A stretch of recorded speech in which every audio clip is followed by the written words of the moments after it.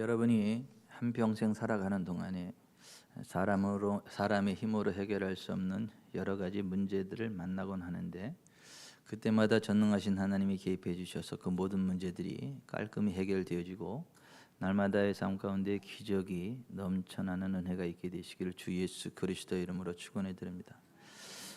사람의 한계의 상황을 계속해서 맞이할 수밖에 없는 게 인생이지만은 전능하신 하나님이 함께 하시면 안 될 일이 없다는 것 아시기를 바랍니다. 전능하신 하나님이 한번 손봐 주시면 그것이 건강의 문제가 됐든 재정의 문제가 됐든 인간관계의 문제가 됐든 현세의 문제가 됐든 내세의 문제가 됐든 상관없이 간단하게 해결되어진다는 것을 믿으시기 바랍니다. 오늘 본문에 보면 나병 환자 10명이 등장합니다. 이 사람들은 유대인 가운데 이 10명 가운데는 유대인들도 있었고 이방인들도 있었습니다. 열심히 노력해서 최고봉의 경지에 올라가서 경제적으로 성공했었던, 또 학문적으로 성공했었던 그런 사람들이 있을 수 있고, 또 필부로 살아가다가 나병에 걸린 사람도 있을 것이고, 게으르고 나태하게 살아가다가 나병에 걸린 사람들도 있었을 것입니다.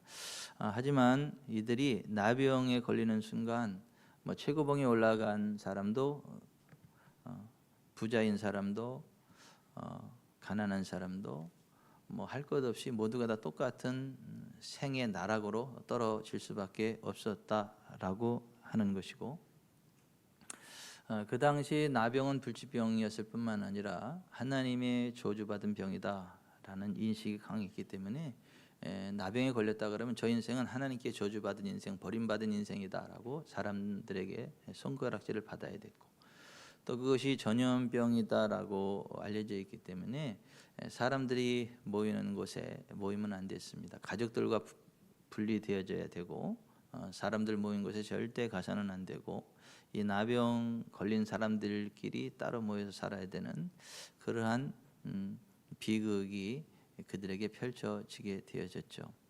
사람들에게 가까이 가면 부정하다라고 누가 외치고, 돌을 한번 던지면 그 주변 사람들이 다 돌을 던져서 그를 쳐 죽여버리는, 그래서 사람들 앞에 가까이 다가갈 수 없는 그러한 기구한 운명의 상태에 놓이게 되는 것입니다. 이 10명의 나병 환자에게 아무런 소망이 없죠. 열심히 일할 수 있는 기회가 주어지지도 않을 뿐더러 또 가족들이 있다 하더라도 가족들에게 다가갈 수도 없을 뿐더러 아무리 다른 사람이 그를 도와주고 싶어도 도와주는 데 한계가 있는, 이리 봐도 저리 봐도 소망이 없고 절망할 수밖에 없는 저주받은 인생들이 이 나병 환자들이거든요. 근데 이들이 풍문에 의하면 나사렛 예수라는 분이 있는데, 그분은 유대인의 위대한 랍비, 선생으로 하나님의 말씀을 잘 가르치시는 분인데, 그분이 말씀하시는 대로 순종하기만 하면 어떤 병도 다 치료받는다고 하더라고 하는 소문을 들었죠. 우리가 이 예수님을 만나면 우리의 문제가 해결될 수 있다라는 희망을 갖게 됐고, 예수님을 만나기 원하였지만은 이들은 나병 환자이기 때문에 예수님께 가까이 다가갈 수가 없고, 또 예수님과 1대1로 독대할 기회가 주어져도 나아갈 수 없지만은, 또 예수님 주변에는 인산인해로 늘 사람들이 북적거렸기 때문에 예수님께로 가까이 다가가는 건 도저히 불가능했습니다. 근데 이들이 고민하다가 예수께서 예루살렘으로 지나간다는 그 소문을 듣고 예루살렘으로 가는 그 어귀에 서서 도저히 가까이 가지 못하고 멀리 서서 예수님 앞에 부르짖어 그들을 불쌍히 여겨달라고 하는 도움을 요청해야 되겠다라는 생각을 했습니다. 그래서 오늘 본문 누가복음 17장 12절 13절에 이렇게 돼 있죠. 한 마을에 들어가시니 나병 환자 10명이 예수를 만나 멀리 서서 소리를 높여 이르되 예수 선생님이여 우리를 불쌍히 여기소서 하거늘. 보통 세상 사람들은 돈 없고 백 없고 보잘것없는 사람들이 뭐 소리쳐봤자 신경 안 쓰고 무시하는 사람들이 많이 있습니다. 근데 예수님은 그렇지 않죠. 예수님은 빈부귀천, 남녀노소, 지위고하를 막론하고 정말 예수님을 바라보고 도움을 요청하면 그 누구도 외면하지 않으시죠. 그들을 보시죠. 그리고 그들의 소리를 들으시죠. 그리고 그들의 그 기도에 응답해 주시죠. 그래서 오늘 14절에 이렇게 되어 있죠. 보시고 이르시되 가서 제사장들에게 너희 몸을 보이라 하셨더니, 보셨다는 거예요. 무시하지 않고 부르짖는 그들을 이렇게 보시고 그들에게 말씀하시기를 가서 제사장들에게 너희 몸을 보이라 하셨다는 거예요.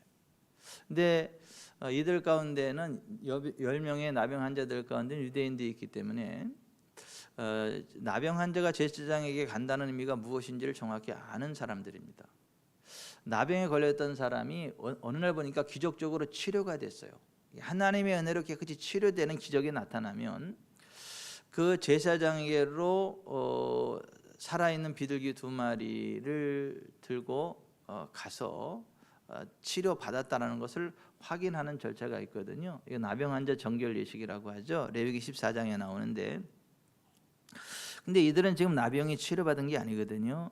나병에 걸린 상태인데 예수님이 그들에게 가서 제사장에게 너희 몸을 보이라고 말씀을 하십니다. 유대인들이 아니 우리가 치료되지도 않았는데 제사장에 가면 돌 맞아 죽을 건데 예수님이 왜 우리한테 제사장에게 가서 보이라 그러지? 우리를 고쳐주셔야 갈 건데, 이렇게 생각하고 예수님 말씀에 불순종할 수도 있었지만은 이들은 예수님 말씀에 순종하기만 하면 기적이 나타나고 예수님 말씀에 순종하기만 하면 하나님이 책임져 주신다는 소문을 들었기 때문에 예수님 말씀을 그대로 받고 순종하고 제사장에게 가기 시작을 합니다. 그 결과가 뭐냐 하면 17장 14절 하반절에 그들이 가다가 깨끗함을 받은지라. 다시 한번 합시다. 그들이 가다가 깨끗함을 받은지라. 여러분, 예수님 말씀에 순종하면요, 순종하는 동안에 기적이 일어나는 걸 아시기 바랍니다. 예수님 말씀에 순종하면 서서히 기적이 시작이 되고 기적이 완성된다는 걸 아시길 바랍니다. 그들이 가다가 깨끗함을 받았어요. 사람들이 어줍지 않은 그 지식으로 예수님의 말씀을 판단하고 또 성령의 기름 부음 가운데 선포되는 그 하나님의 말씀을 우습게 여기고 꺾어버리는 경우들이 많이 있지만은, 성령의 기름 부음 받은 하나님의 사람이 선포하는 메시지는 그 자체가 하나님의 음성이기 때문에 믿고 순종하면 가다가 깨끗함을 얻은지라 하는 말씀처럼 순종하는 그 동안에 하나님의 권능이 흘러들어가고 기적이 일어난다는 걸 아시기를 바랍니다. 10명이 가다가 다 깨끗함을 받았어요. 그런데 이 10명 가운데 딱 한 사람만이 큰 소리로 하나님께 영광을 돌리고 그 하나님의 영광의 통로, 기름 부음의 통로로 사역해 주신 예수님께로 돌아와서 그 발 아래 엎드려 감사하는 일이 있었다는 것이죠. 오늘 15절 16절에 이렇게 되어 있어요. 그 중에 한 사람이 자기가 낳은 것을 보고 큰 소리로 하나님께 영광을 돌리며 돌아와 예수의 발 아래에 엎드려 감사하니. 그 중에 한 사람만이 자기가 낳은 것을 보고 큰 소리로 하나님께 영광을 돌리며 돌아와 예수의 발 아래 엎드려 감사했다라고 하는 것입니다. 근데 그 사람이 도대체 어떤 사람이냐에 대해서 구체적으로 16절 하반절에 이렇게 기록하고 있습니다. 그는 사마리아 사람이라. 그 사마리아 사람은 유대인들이 개 돼지처럼 이방인처럼 여기는 사람들이거든요. 인간 취급도 안 했거든요. 유대인들은 자기들은 하나님의 선민이고 하나님을 잘 믿는다라고 하면서 사마리아인들은 개 돼지 취급했거든요. 짐승만도 못한 짐승 취급을 했거든요. 그런데 그렇게 하나님을 잘 믿는다라고 하는 유대인들 가운데는, 유대인 나병 환자 가운데는 하나님께 큰 소리로 영광을 돌린 사람이 없어요. 그 기름 부음의 통로로 쓰임 받은 인자 예수님 앞에 돌아와서 그 발 앞에 엎드려 감사한 사람이 없어요. 그들이 개돼지 취급하던 사마리아 사람, 그 한 사람만이 와서 예수님의 발 아래에 엎드려 감사했는데 그가 사마리아 사람이라고 성경이 말씀하고 있다는 것입니다. 그때 예수님이 이렇게 말씀을 하셨습니다. 17절 18절에 10사람이 다 깨끗함을 받지 아니하였느냐? 그 9은 어디 있느냐? 이 이방인 외에는 하나님께 영광을 돌리러 돌아온 자가 없느냐? 10명이 다 똑같은 하나님의 은혜를 입었고 똑같이 다 깨끗해졌는데 그 9은 어디 가고 이 이방인 사마리아 사람 한 사람만 하나님께 영광을 돌리고 감사할 수가 있겠냐? 이 이방인 외에는 하나님께 영광을 돌리러 온 자가 없느냐라고 예수님이 서운하신 감정을 표현하셨죠. 그래 놓고 나서 그 감사로운 사마리아 사람에게 이렇게 말씀하셨습니다. 19절에 일어나 가라 내 믿음이 너를 구원하느니라. 다시 한번 일어나 가라 내 믿음이 너를 구원하였느니라.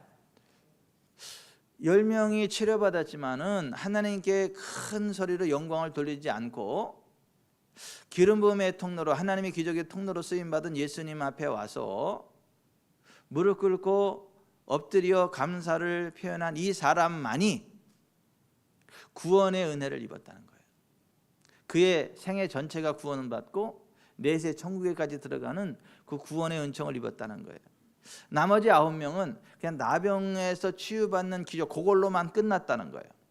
이들이 나병으로 치료받고 건강하게 돼서 그냥 건강한 삶을 살았지만은 하나님께로 돌아오지 않았기 때문에 그들이 죽어서는 지옥에 떨어진다는 거죠.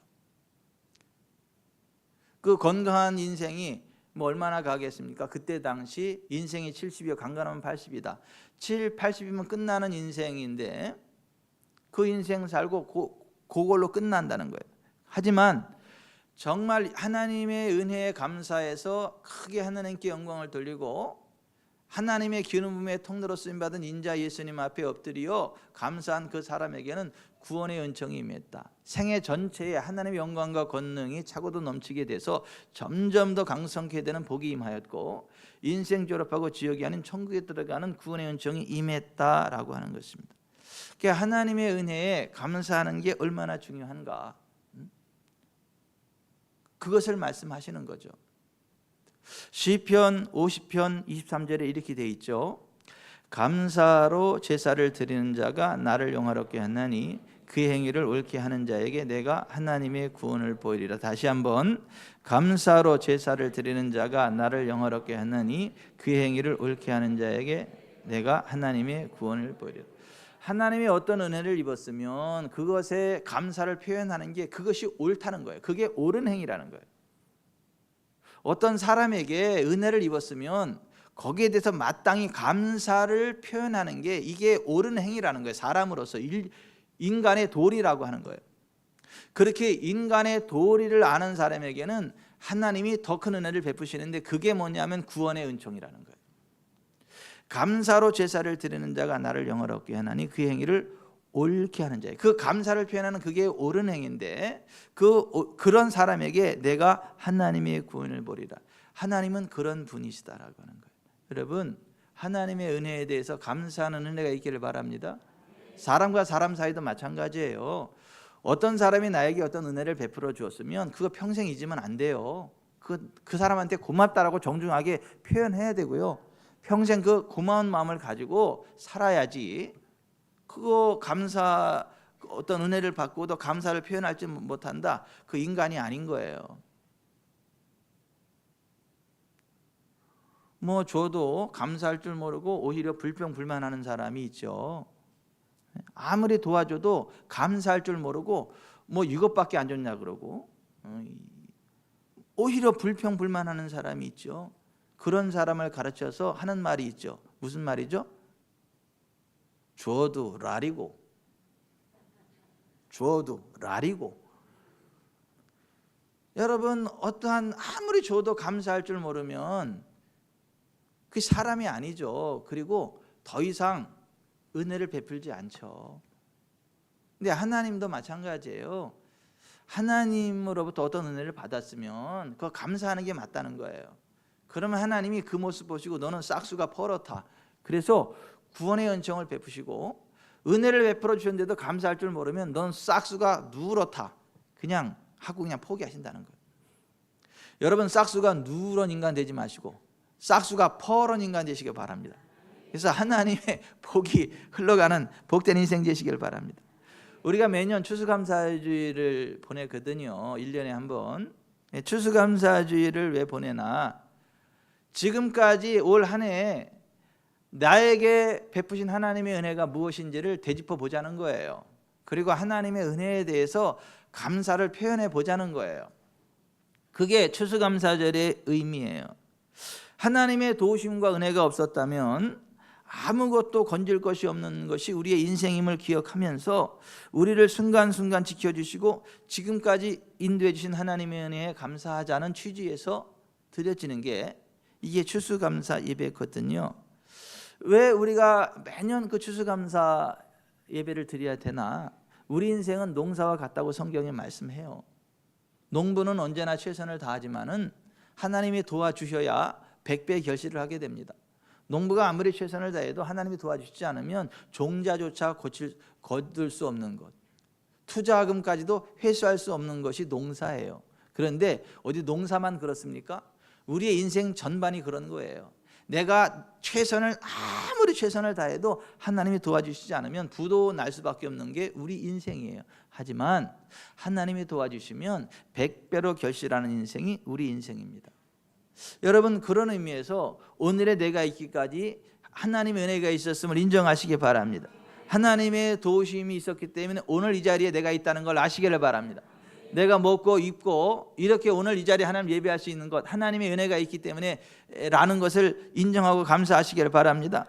매사에 최선을 다했던 사도 바울, 예수님 다음으로 가장 위대한 사도라 칭하였던 바울이 이렇게 고백을 했어요. 고린도전서 3장 6절 7절에 나는 심었고 아볼로는 물을 주었으되 오직 하나님께서 자라나게 하셨나니 그런즉 심는 이나 물 주는 이는 아무것도 아니라되 오직 자라나게 하시는 이는 하나님뿐이니라. 자기의 사역 자체를 농사에 비유해서 표현하는 거예요. 자기가 최선을 다해서 엄청난 많은 영혼들이 구원받고 그 인물들이 세워졌지만은 그거는 자기가 아니라 하나님의 은혜가 가능하게 했다는 거예요. 자기가 심었고 아볼로는 물을 주었지만은 그 자라나게 하시는 것은 하나님뿐이시다.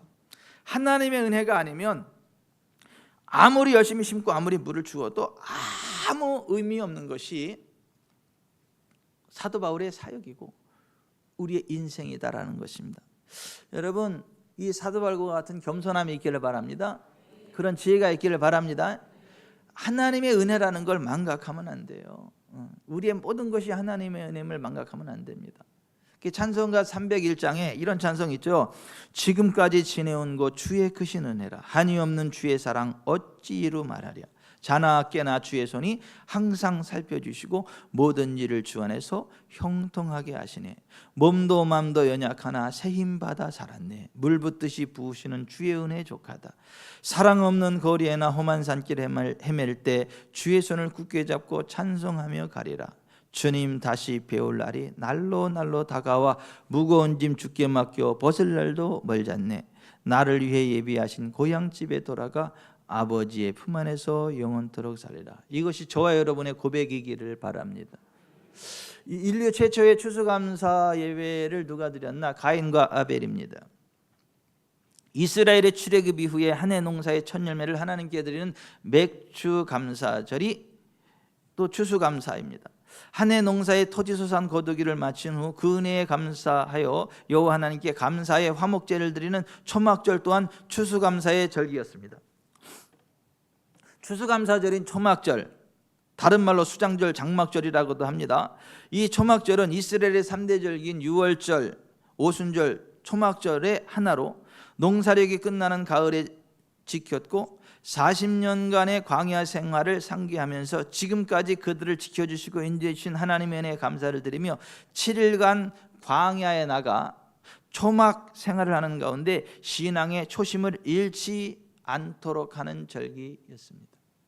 모든 걸 다려놓고 광야로 내려가서 나무로다가 초막을 풀로 나무로 이렇게 막을 지고 거기서 일주일 살다가 와요. 그러면서 아, 내가 이렇게 안락한 집에 사는 것이 정말 하나님의 은혜구나. 아, 내가 이렇게 기름진 음식을 먹는 게 하나님의 은혜이구나. 아, 내 입는 옷이 이게 하나님의 은혜이구나. 야, 우리 가족이 이렇게 지낼 수 있는 게 이게 하나님의, 모든 것이 하나님의 은혜이구나라는 거를 까먹지 않게, 그걸 뼈에 새기기 위해서 일주일, 매년 초막절이면 광야에 나가서 일주일 그 초막 생활을 하다 돌아온다는 거예요. 우리 기독교도 그렇게 하면 좀 어떨까라는 생각을 해보게 되는데, 한번 여러분 생각해 보세요. 빈몸으로 밖에 나와가지고 나무와 풀로다가 초막을 만들어 놓고 거기서 일주일 한번 생활하면 어떨까요? 미스 월드 연혜진 집사님, 그렇게 하면 어떤 생각이 들까요? 여러분들이 그렇다면 어떤 생각이 드실 것 같아요? 일주일이 뭐야, 하루만 지나도 힘들어서 못 살 거리요. 그러니까 이스라엘 백성들은 정말 그들을 구원해 주신 하나님의 은혜, 그들의 공급자 되신 하나님의 은혜를 잊지 않기 위해서 매년 일주일 초막절을 지켰다는 거예요.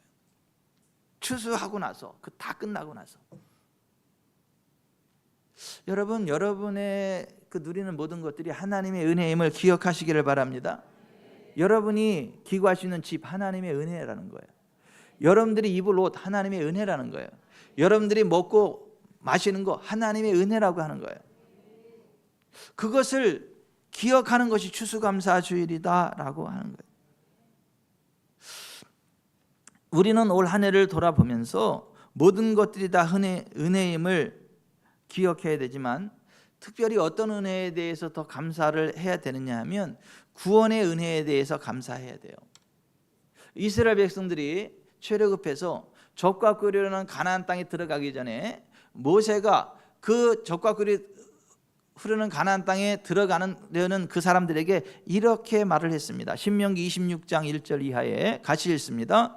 내 하나님 여호와께서 내게 기업으로 주어 차지하게 하실 땅에 내가 들어가서 거기에 거주할 때에 내 하나님 여호와께서 내게 준 땅에서 그 토지의 모든 소산의 만물을 거둔 후에 그것을 가져다가 광주리에 담고 내 하나님 여호와께서 그의 이름을 두시려고 택하신 곳으로 그것을 가지고 가서 너는 또 내 하나님 여호와 앞에 아뢰기를 내 조상은 방황하는 아람 사람으로서 애굽에 내려가 거기에서 소수로 거류하였더니 거기에서 크고 강하고 번성한 민족이 되었는데 애굽 사람이 우리를 학대하며 우리를 괴롭히며 우리에게 중노동을 시키므로 우리가 우리 조상이 하나님 여호와께 부르짖었더니 여호와께서 우리 음성을 들으시고 우리의 고통과 신고와 압제를 보시고 여호와께서 강한 손과 편팔과 큰 위엄과 이적과 기사로 우리를 애굽에서 인도해 내시고 이곳으로 인도하사 이 땅 곧 젖과 꿀이는 땅을 주셨나이다. 여호와 이제 내가 주께서 내게 주신 토지 소산의 만물을 가져왔나이다 하고 너는 그것을 네 하나님 여호와 앞에 두고 네 하나님 여호와 앞에 경배할 것이며 네 하나님 여호와께서 너와 내 집에 주신 모든 복으로 말미암아 너는 레위인과 너희 가운데 거류하는 객과 함께 즐거워할지니라. 한 해의 농사를 마감하면서 그 첫 번째 그 열매를 가지고 와서 하나님 앞에 감사를 드리는데, 거기에 대해서 감사하기 이전에 그들을 애굽으로부터 건져내신, 구원해내신 그 하나님의 은혜에 대해서 먼저 감사하고 이 추수한 것에서 감사하라고 하는 거예요. 여러분들을 억만 죄악 가운데 지옥으로부터 구원해내신 그 하나님의 은혜에 대해서 먼저 감사하는 은혜가 있기를 바랍니다. 우리에게는 영원한 지옥이 기다리고 있었어요. 근데 하나님의 은혜로 천국 백성 됐잖아요. 그것에 대해서 먼저 감사해야 된다. 이스라엘이 애굽의 압제 가운데 해방된 것이 하나님의 은혜임을 잊지 않고 그것에 대해서 감사해야 된다는 거예요. 여러분, 오늘 우리에게 적용해 보면 어떨까요? 여러분, 우리나라도 얼마나 많은 외세의 침략을 받았습니까? 반 맞는 역사 가운데에 중국이 수도 없이 침략해 왔지 않습니까? 수탈해 가지 않았습니까? 우리를 먹어 없애려고 반만 년 동안 침략을 계속 멈추지 않았던 게 중국 아니에요? 지금도 기회만 되면 한국을 먹어버릴 나라가 중국 아닙니까? 근데 하나님의 은혜로 우리나라가 지켜졌지 않습니까? 여러분, 이 세계 지도를 놓고 한번 쭉 펴보세요. 다 공산국가를 빨간색으로 표현하고 자유민주주의 국가를 파란색으로 표현해내면 세계 지도를 놓고 쭉 보세요. 이 아시아 쪽으로 우리나라만 파란색이고 다 새빨가. 새빨가. 중국, 러시아 뭐 할 것 없이 쫙 다 새빨가요. 다 공산 국가인데 거기에 점 하나 딱 파란 점이 찍혀 있어요. 그게 우리나라 대한민국이에요. 그 공산 국가가 그냥 파리똥과 같은 그 작은 나라 우리나라 대한민국을 지배 못하는 거예요. 못 먹는 거예요. 하나님의 은혜인 줄 믿습니다. 지금까지 우리나라를 지켜주신 게 하나님의 은혜라는 걸 알고 우리는 감사해야 돼요. 세계 최고 인권이 없는 나라, 인권을 짓밟고 유린하는 나라가 저 중국 아닙니까? 북한 아닙니까? 러시아 비슷하지 않습니까? 우리 주변에 다 그래요. 근데 우리는 자유민주주의 시장 경제 체제 가운데 있어서 표현의 자유가 있지 않습니까? 직업의 자유가 있지 않습니까? 신앙의 자유가 있지 않습니까? 얼마든지 노력하면 잘 살 수 있지 않습니까? 이게 보통 하나님의 은혜가 아니다라고 하는 거예요. 여러분 6.25 전쟁 때도요, 하나님을 무시하는 공산국가, 무신론 국가들 그 진영과 하나님을 인정하는 자유민주 진영의 싸움이 6.25 전쟁 아닙니까? 그리고 우리나라가 공산화되지 않고 자유민주주의 공화국으로 지켜지도록 하신 분이 하나님 아닙니까? 아멘. 만약에 우리가 지금 북한의 공산화, 김일성이 먹어서 공산화 됐다면 오늘의 우리가 어떨 것 같습니까? 지금 세계 최고 지역의 나라, 저주받은 나라 북한 땅처럼 우리가 된다고 생각을 해보세요. 오늘 우리 예배 못 드립니다. 먹을 게 없어가지고 인육을 먹는 지경까지 나아갑니다.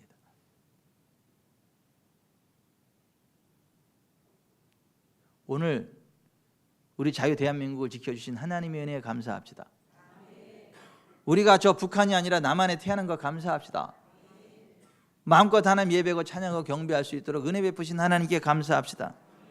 시편 33편 12절에 여호와를 자기 하나님으로 삼은 나라 곧 하나님의 기업으로 선택된 백성은 복이 있도다. 여러분 우리나라가 이 복을 받은 줄 믿습니다. 우리가 그것에 대해서 먼저 감사해야 될 줄 알아야 된다. 또 하나는 먹을 것과 입을 것이 있은즉 족한 줄로 알고 감사할 줄 알아야 된다. 디모데전서 6장 8절에 이렇게 되어 있어요. 우리가 먹을 것과 입을 것이 있은즉 족한 줄로 알 것이니라. 다시 한번 우리가 먹을 것과 입을 것이 있은즉 족한 줄로 알 것이니라. 여러분 우리가 먹고 입을 것이 있는 거 이거 당연하다고 생각하는데 당연한 게 아니에요. 전 지구촌에서 먹고 입는 거 해결된 나라가 그렇게 많지 않아요. 여러분 동남아나 그런 데 가보세요. 1달러 가지고요 6, 7명 식구가 근근히 연명합니다.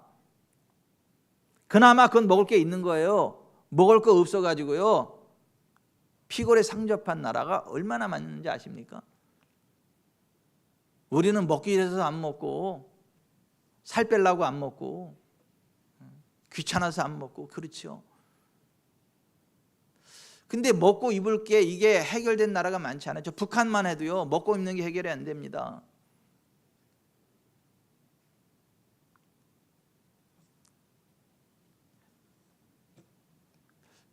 오죽하면 굶어 죽을 수 없어가지고 목숨 걸고 탈북하는 사람들이 그렇게 많잖아요.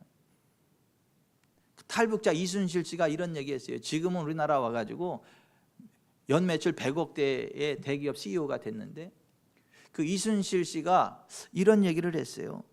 남한에 오니까 쓰레기통만 잘 뒤져도 잘 먹고 잘 살 수 있는 나라더라. 쓰레기통만 잘 뒤져도 잘 먹고 잘 살 수 있는 나라가 대한민국이더라. 저 저주받은 북한 땅은 먹을 게 없어요. 지렁이 한 마리 보이면 그거 잡아 훅 그냥 그거 막 단백 섭취해야 되고.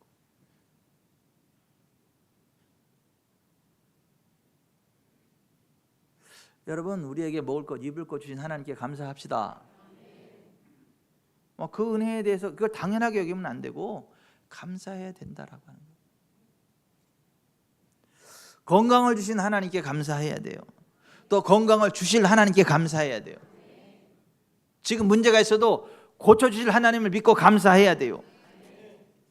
오늘 10명의 나병 환자 가운데 9명은 고침받고도 감사할 줄 몰랐잖아요. 그냥 당연하게 여기고 갔잖아요. 그 사람은 그냥 그걸로 끝났잖아요. 구원의 은총을 받지 못했잖아요. 하지만 정말 하나님께 크게 영광을 돌리고 예수님께 돌아와서 엎드려 감사했던 그 사람은 그 영혼의 구원까지 받지 않았습니까?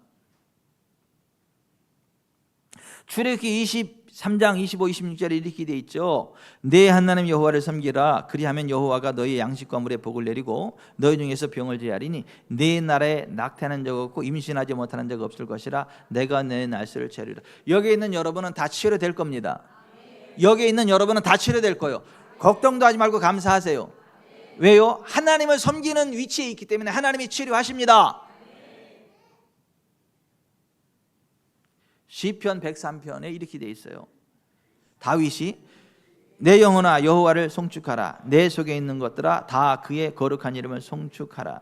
내 영혼아 여호와를 송축하며 그의 모든 은택을 잊지 말지어다. 그가 내 모든 죄악을 사하시며 내 모든 병을 고치시며 내 생명을 파멸해서 성량하시고 인자와 긍휼로 간을 지으시며 좋은 것으로 내 소원을 만족하게 하사 내 청춘을 독수리같이 새롭게 하시는다.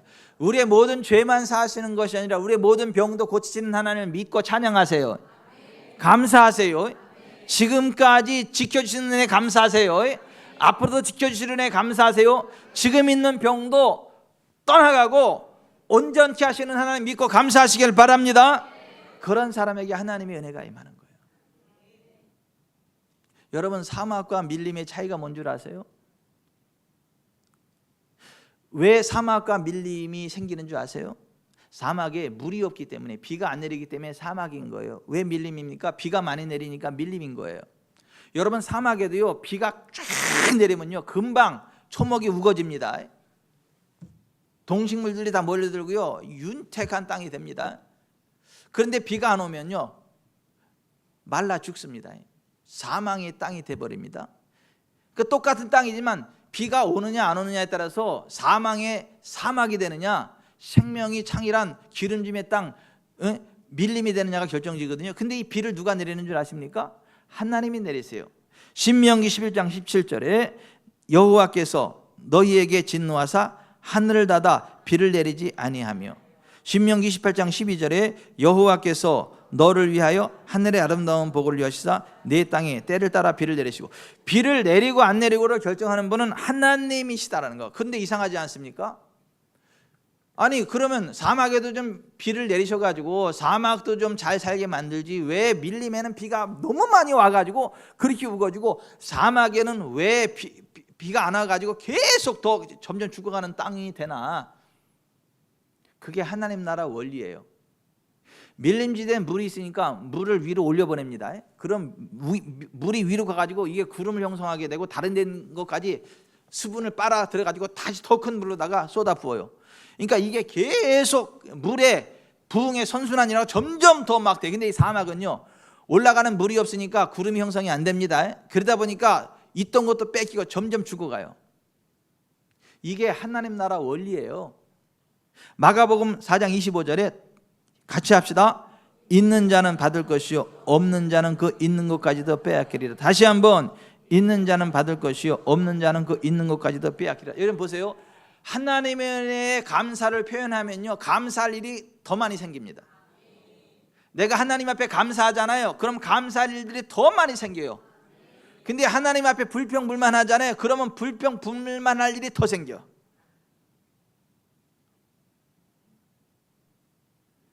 그러니까 하나님의 은혜에 감사를 표현해야 하나님의 더 큰 은혜, 구원의 은총이 임하면서 감사할 일이 막 차고도 넘친다니까요. 근데 하나님의 은혜에 감사할 줄 모르는 사람은 있던 것마저도 날라가 없어져 버려, 빼앗겨 버려. 여러분, 정말 내게 베푸신 하나님의 은혜를 기억하며 감사합시다. 지금까지의 나의 삶이 하나님의 은혜임을 감사합시다. 그 어떻게 감사해야 되나?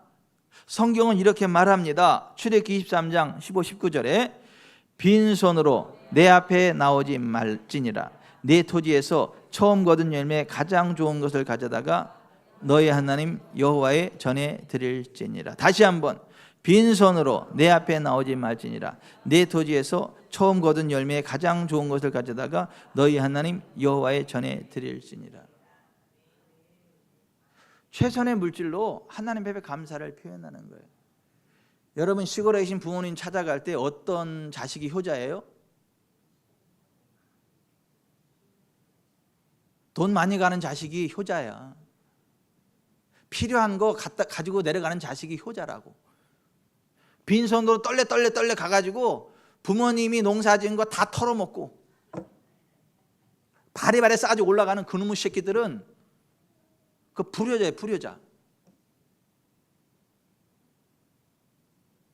시골에 내려갈 때, 시골에 진 부모님 내려갈 때 양손에 바리바리 짊어지고 현찰 들고 가고 그 드리는 거 그게 효자고 그게 부모의 은혜에 감사할 줄 아는 인간들이지. 빈손으로 떨려서 엄마 나 와시오 예이 쫓아서 이단책이 차버릴까 보다. 그리고 바리바리 싸주면 아이고 감사해요. 그리고 그거 값을 지불하고 와야 되는 거요. 시장에 가서 그거 10만 원 받을 거다 그러면 20만 원 주고 와야 되는 거예요. 드리고 와야 되는 거예요. 랄라라 룰룰루 좋다 그러고 그냥 빈손 들고는 이 쫓아가서 이단책이 차버릴까 보다.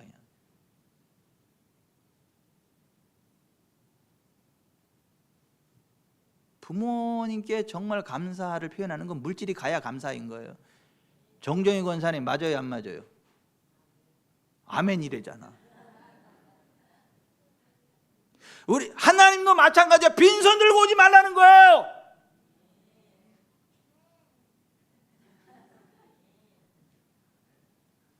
왜요? 그게 우리의 마음이야. 마음.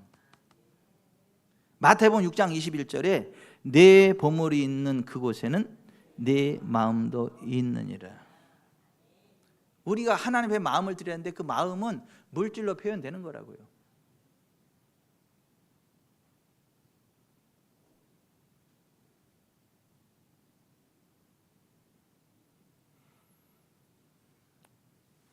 캄보디아 이번에 가서 사역하고 또 사역하는 선교사님 한 분 찾아갔는데 그분은 간지 14년 됐는데 후원 교회가 없어가지고 너무 힘들게 사역하시더라고요. 거기는 애들이 젊은 애들이 애를 막 낳아가지고 그냥 막 사고 많이 쳐가지고 그냥 버려진 애들이 그렇게 많아요. 방치된 애들. 그 아이들 데려다가 빵에 잼 발라서 주는 게 다예요. 그리고 그거 애들 거기 글씨 가르치고 하나님 말씀 가르치고 그런 사역을 해요. 근데 거기 애들을 모으는 가장 좋은 방법은 뚝뚝이. 이거 앞에 왜 이렇게 우리나라 경운기 비슷한데 앞에 오토바이처럼 이렇게 돼가지고 뚝뚝이 있잖아요. 그거 가면 애들이 막 쫓아와. 근데 그 뚝뚝이 있으면 사역이 효과가 저기겠더라고. 거기 우리 세계성교 회장님 하상도 회장님이 뚝뚝이가 있으면 잘 되겠네 그러더니 제일 먼저 저를 보더니 이병천 목사님 그 지구촌에 100만 원 제가 노멘 해야 돼 아멘 해야 돼요? 아멘. 그랬더니 누구 100만 원 누구 100만 원 누구 100만 원 내가 100만 원 할 테니까 여기 사역 열심히 할게. 그 성교사님 얼굴이 해와 같이 빛나. 너무 감사하다고 신나게 사역하겠다고. 그게 뭐죠? 그 선교사님을 향한 마음인 거예요. 실질적인 도움인 거예요. 도움. 이번에 제가 선교여행 갈 때도 돈 가지고 와가지고 선교여행에 꼭 필요한데 쓰시라고 저한테 주신 분들이 있어. 가서 그 선교팀 수고한다고 밥 사고 거기 수고한다고 이렇게 찔러주고 그리고 남은 돈은 뚝뚝이 사는 일에 보내려고 우리 교회 돈하고 같이 합쳐가지고. 아멘. 그게 마음인 거예요. 마음. 정말 최선을 사역하는 분들에 대한 마음인 거예요. 실제로 그 격려가 되는 거예요. 여러분 사람끼리도 마찬가지고 하나님끼리도 마찬가지예요. 뭐 은혜를 입었으면 고마우면 말로만 고맙다 그러지 말고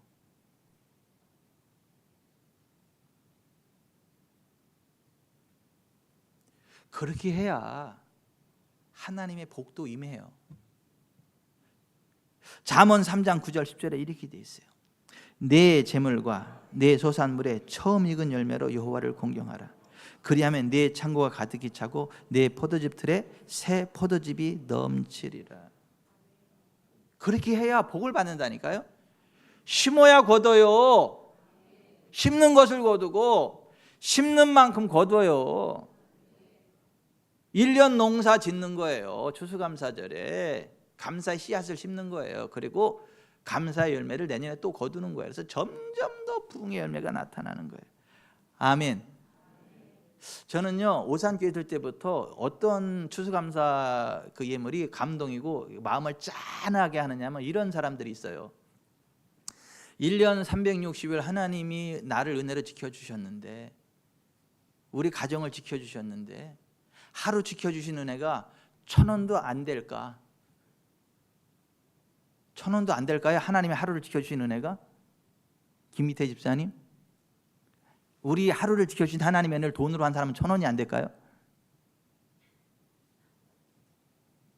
택도 없는 소리 하지 말라고 그러잖아요. 근데 한 해를 돌아보면, 물론 평소에 감사하죠. 평소에 하나님께 감사의 힘을 드리죠. 근데 한 해를 돌아보면서 올 한 해 우리 가정을 지켜주신 하나님에게 너무 감사하구나. 그래서 가정의 이름으로 36만 5천 원을 헌금하시는 분이 있고, 또 그 식구 수대로다가 우리 한 사람 한 사람을 지켜주신 하나님의 은혜가 1,000원도 안 될까? 최소한 인간이면 그 정도는 해야지. 그래서 식구 수대로 36만 5천 원씩 해야지, 식구 수대로다가 곱하기 해서 그렇게 감사헌금 드리는 분들이 있어요.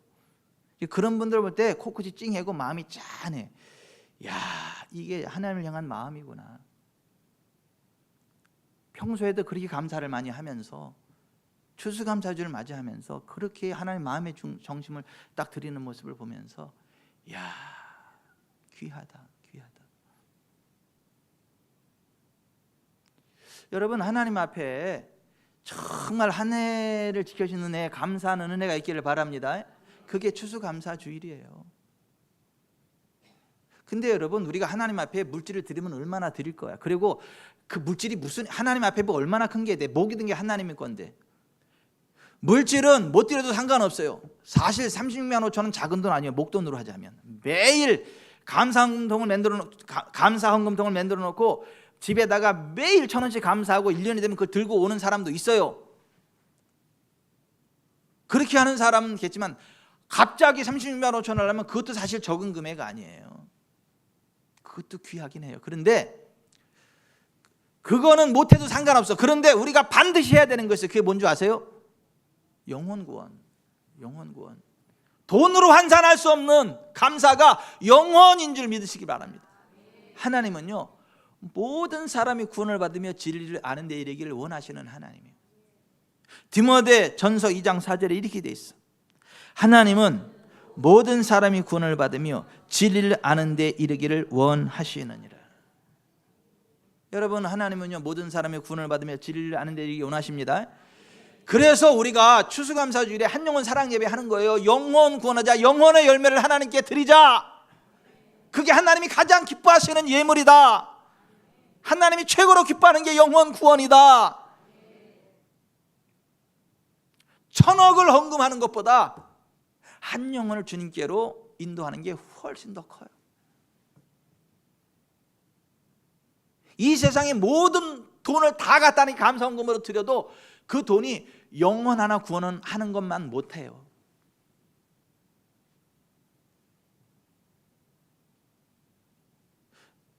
여러분, 영혼 구원에 최선을 다합시다. 돌아오는 추수감사절 한영혼 사랑 예배 때 천하보다 귀한 영혼 주님께로 인도하는 일에 최선을 다합시다. 그런 사람이 하늘나라 스타예요. 그런 사람이 하나님의 복을 받아요. 그래서 다니엘서 12장 3절에 이렇게 돼 있어요. 지혜 있는 자는 궁창의 빛과 같이 빛날 것이요, 많은 사람을 옳은 대로 돌아오게 한 자는 별과 같이 영원토록 빛나리라. 하늘나라 스타는 영혼 구원하는 사람이라는 거예요.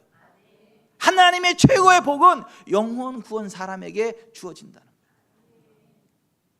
여러분, 영혼 구원에 최선을 다하는 은혜가 있기를 바랍니다. 다음 주일 영혼들 데리고 오세요. 교회로 데려오는 건 여러분이 할 일이고 그를 구원하는 건 하나님이 할 일입니다. 우리가 할 일을 하면 하나님이 하실 일 하나님이 하십니다. 안 되면 팔목까지 비틀어서라도 데려오세요. 왜 이렇게 아멘이 이쪽은 안 나와? 이쪽은 떠듬떠듬이라도 나오는데. 팔목까지 비틀어서라도 데려다 앉혀 놓으세요.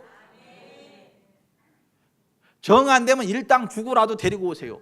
너 하루 일당이 얼마야? 20만 원. 그래? 내가 일당 줄 테니까 가자. 하루 동일도 아니야. 그냥 한 3시간만 안 있으면 맛있는 것도 줘. 가자. 그래가지고 일당 주고 사오세요. 앉혀 놓으세요. 하나님 앞에 헌금하는 마음으로. 어허, 그거 일당 줘가지고 한 영혼이 구원받을 수 있다면 그게 돈도 아니요. 왜 이쪽은 떠듬거리면 아멘이 나오는데 이쪽은 왜 아멘이 안 나와? 아니, 그 정도 열정을 가지고 영혼을 구원해야 된다는 거예요. 실제로 내가 이렇게 얘기했더니 우리 망포동에 있을 땐 누구라고는 얘기는 안 하겠어요. 어떤 분이 진짜 돈 주고 사왔더라고. 식당 아줌마들 일당 줄 테니까 쫙 앉혀놨더라고. 막 일당 주고. 그때 막 조선족 그 식당에서 일하시는 분들 쫙 일당 주고 그냥 쭉 앉혀놓고. 그래서 야, 대단하다 진짜. 그렇게라도 복음을 듣는 거예요, 그 사람들이. 왜 아멘을 안 해요? 그래서 지금 다음 주에 일당 주고 사람을 사오란 얘기야 말란 얘기예요. 네 마음대로 하세요. 근데 그 정도 열정을 가지고 영혼 구원에 대한 열정을 불태워야 된다. 아멘. 이번 한 주간은 특별 새벽기도 하는 거예요. 평소에 새벽기도 안 나는 사람 이런 때는 나와서 특별 새벽기도 하고 영혼군에 최선을 다해가지고 정 안 되면 팔목까지 비틀어서라도 여기다 앉혀놓는 거예요. 다음 주에. 아멘. 아멘. 아멘. 찬양합시다. 날 구원하신 주 감사.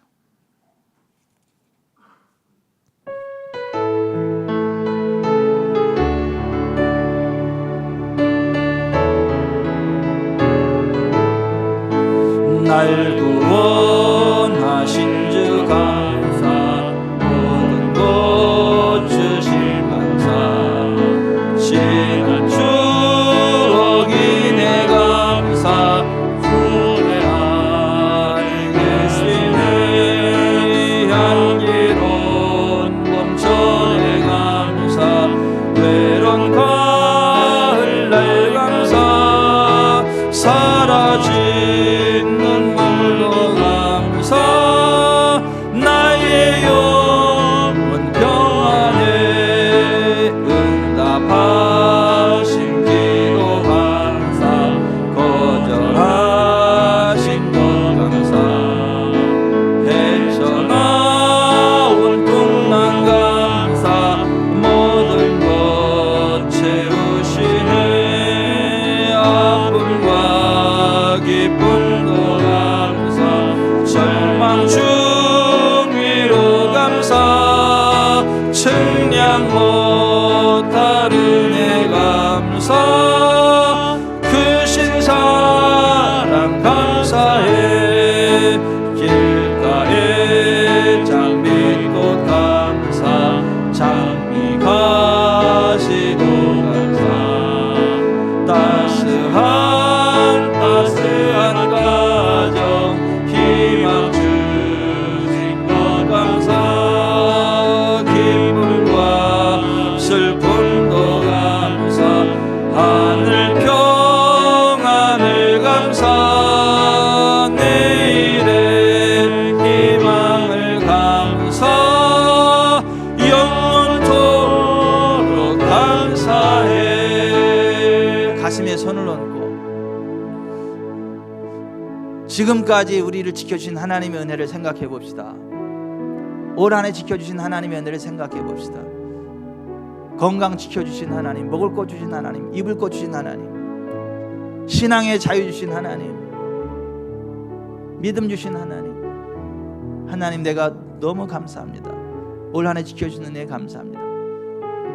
그 하나님의 은혜에 감사를 표현할 줄 아는 기본이 돼 있는 인간이 되게 해주시고, 근데 하나님 무엇보다 기뻐하는 것이 영혼 구원하는 걸 알고 정말 우리가 추수감사절 한영혼 사랑 예배를 드리는데 이번 한 주간 기도하면서 최선을 다해서 다음 주에는 꼭 영혼 이곳으로 인도해 오시도록 힘주시고 은혜 주시고 다음 주일 영혼 추수에 복된 은혜가 있게 해 주옵소서. 같이 한번 기도하겠습니다.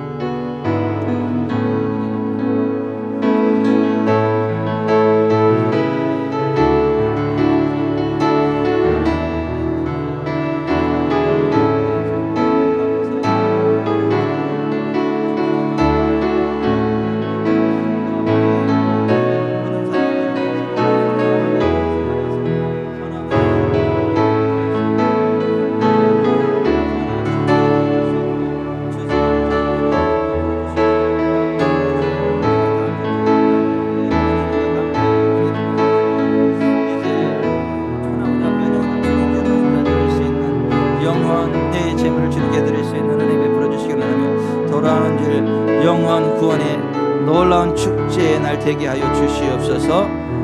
예수님의 이름으로 기도드리옵나이다. 아멘.